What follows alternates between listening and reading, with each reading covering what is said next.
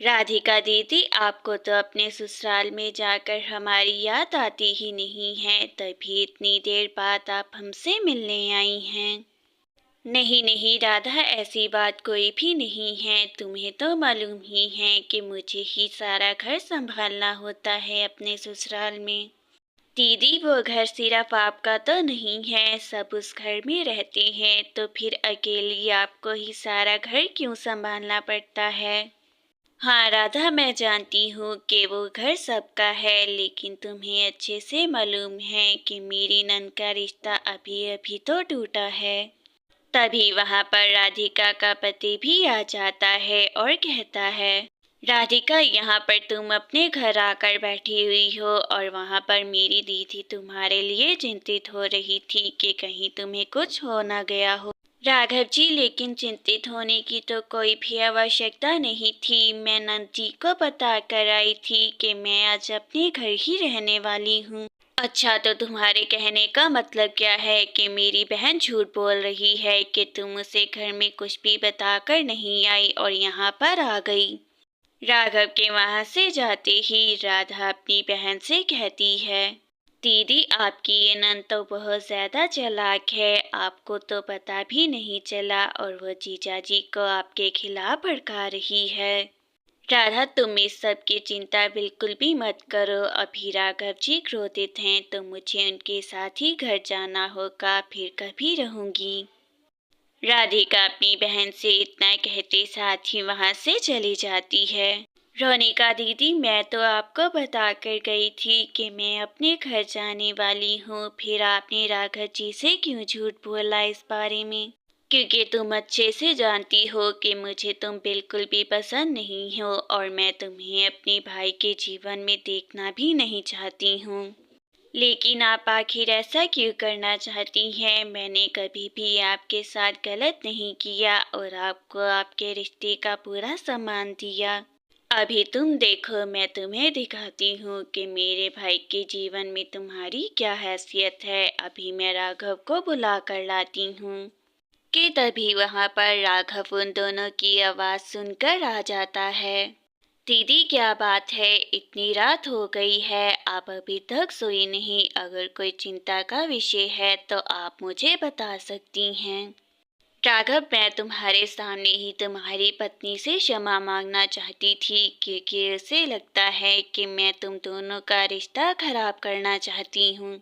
उसे यही लगता है कि जिस तरह मैं अपना घर नहीं बसा पाई, शायद मैं अपने भाई का भी घर बसा हुआ नहीं देखना चाहती हूँ। देखो राधिका, अगर तुम इस घर में रहना चाहती हो तो मेरी बहन के खिलाफ एक भी बात आइंदा से मत करना, वरना मुझसे बुरा कोई नहीं होगा। राघव, यहाँ से जाना ही अब मेरा उचित होगा। इससे पूर्व के तुम्हारी पत्नी इस झगड़े का भी इल्जाम मुझ पर ही लगाते, मैं चलती हूँ।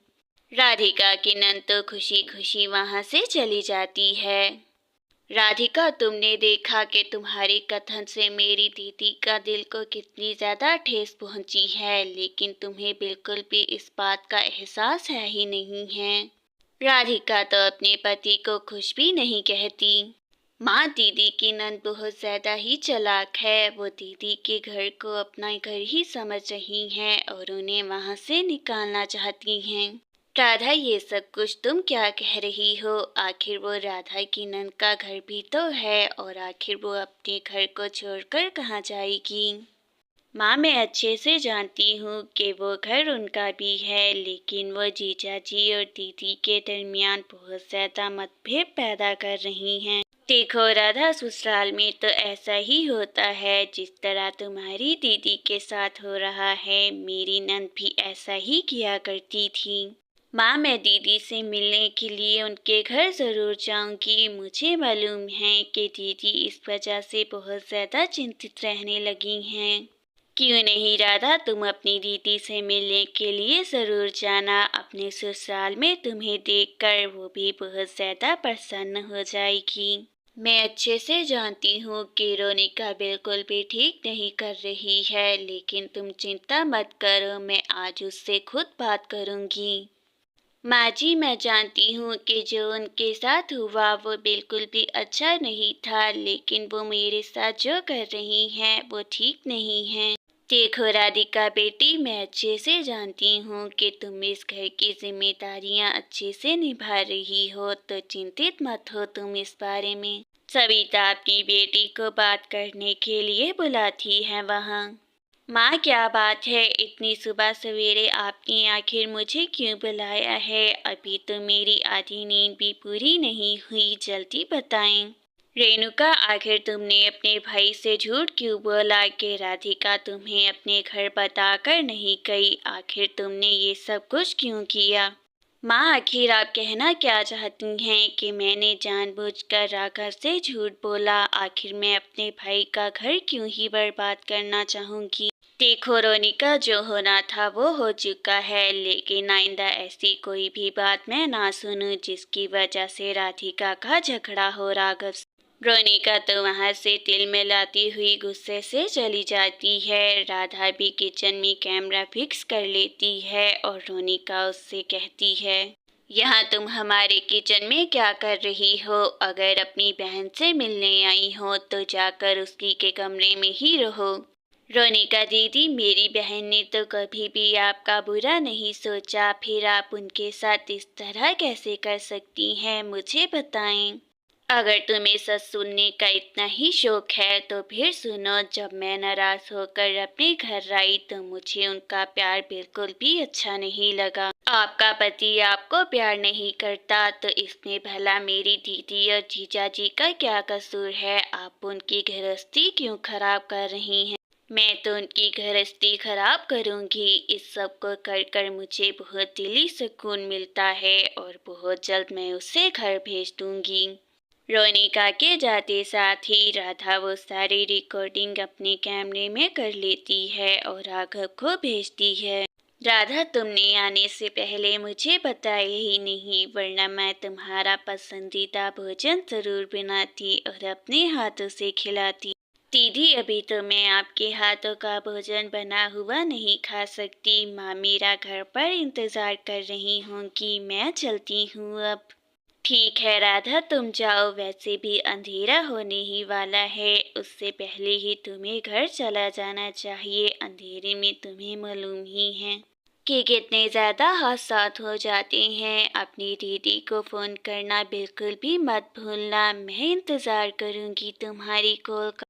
देखो राघव, पहले तो तुम्हारी पत्नी सिर्फ तुम्हें ही भड़काती थी मेरे खिलाफ, लेकिन अब तो उसने माँ को भी मेरे खिलाफ कर दिया है।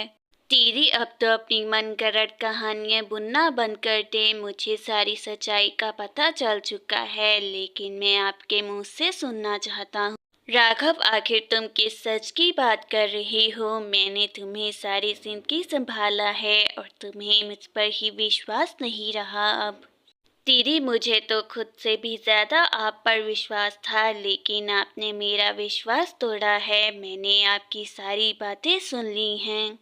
ये तो बहुत अच्छा हुआ जो तुमने सब कुछ सुन लिया। मैं ये नाटक कर कर कर थक गई थी। अब तुम जानते हो तो अपनी बीवी को छोड़ दो। दीदी, मैं आपके कहने पर अपनी पत्नी को नहीं छोड़ूंगा, क्योंकि मैं उससे बहुत ज़्यादा प्यार करता हूँ और उसके साथ ही रहना चाहता हूँ।